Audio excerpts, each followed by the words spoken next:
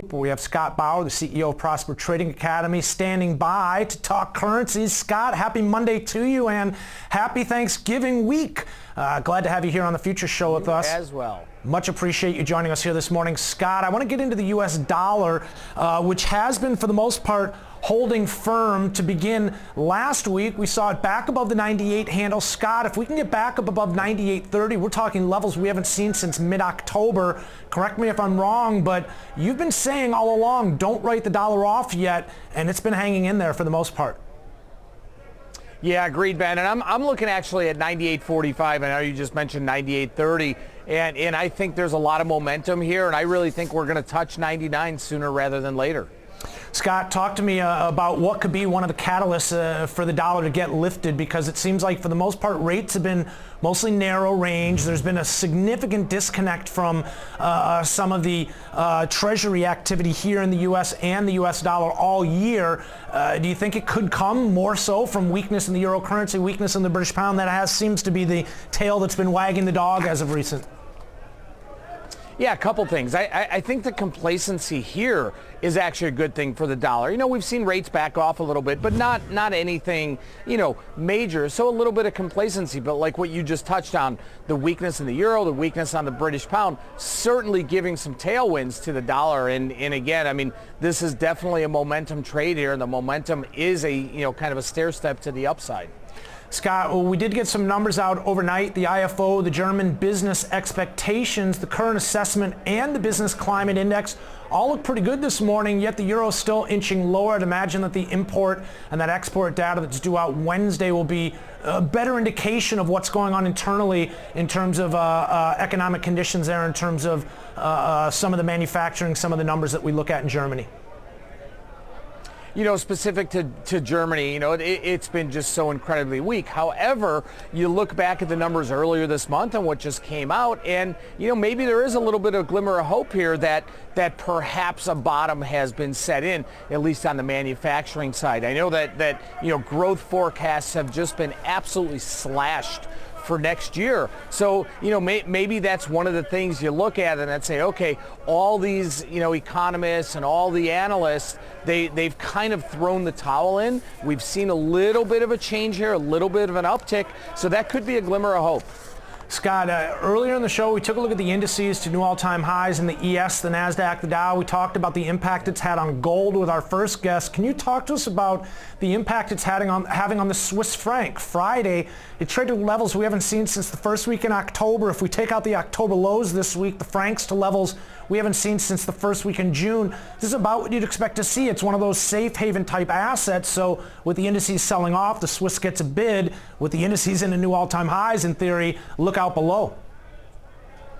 There's more volatility there than I would have thought. Yes, it is a safe haven, but the volatility, like you just said, Ben, when we see the indices rising, we get the sell-off. When we see the indices backing off, we get a rally in the Swiss franc. So I think it's being overplayed a little bit, overplayed in terms of the extremes that we're seeing. But, there definitely is a disconnect, and we're seeing these moves more violently than we normally would have.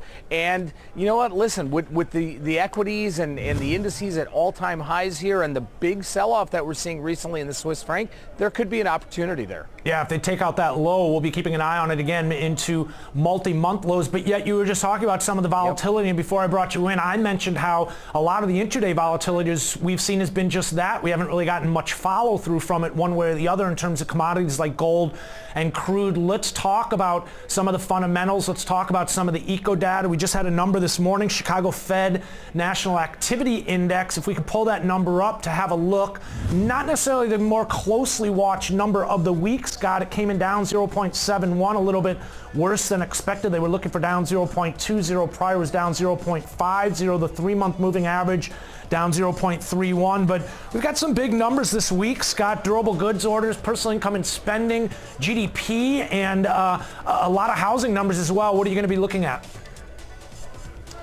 All of the above, but it's a difficult week to Sure is. It's really a difficult week to assess how the market reacts because the shortened week, because volumes are typically much lower this week.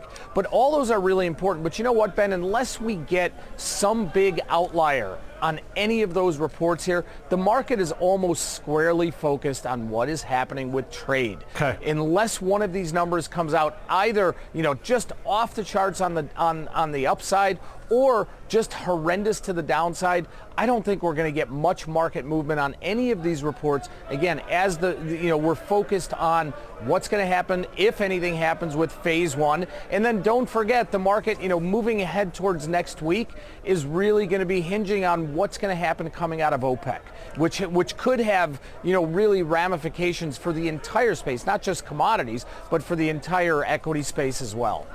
Scott, one more question for you. We've been talking some of the fundamentals. We've talked about some of the technicals. I want to take a trip across the big pond. I want to talk about the British pound, the bull flag pattern that we've been seeing that's been forming after the move up off the September or the October lows, depending on where you see that flagpole forming.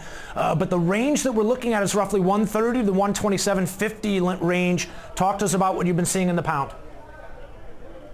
No, you're exactly right. But we're on the downside there. We're almost right at that 200-day moving average, which is, I think, just above 127. So just below that range you're talking about. So if we start to break down below that and get down to that, 127-ish area and the pound can't hold, look out below, because some weakness can really set in, and you're probably looking at about 125.5 or so as the next move. However, it has been range bound, probably a little bit on the weaker side, so I'd be a bit cautious there. All right, gives us something to watch. Scott Bauer joining us this morning, Monday morning, to get the show started right here in a big week that we have. Scott's the CEO of Prosper Trading Academy. Scott, really appreciate you joining us, and thanks for helping us break down some of the price activity we've been seeing in the currencies, and gives us a little something to watch for this week.